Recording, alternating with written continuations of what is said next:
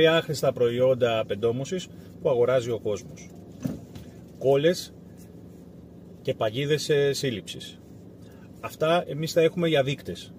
Το βάζουμε, το τοποθετούμε, έχουμε έντομο, κάνουμε εφαρμογή. Δεν έχουμε έντομο, δεν κάνουμε κάτι. Δεν παίρνουμε πολλά από αυτά, γεμίζουμε, χαλάμε 50 ευρώ σε τέτοια, γεμίζουμε το σπίτι για να πιάσουμε 2 έντομα και η προσβολή να μην τελειώσει.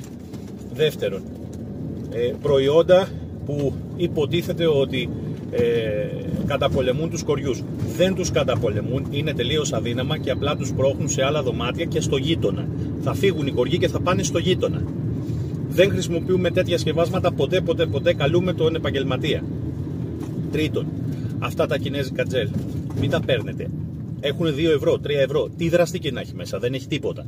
Να αφήσω έξω ότι είναι παράνομα.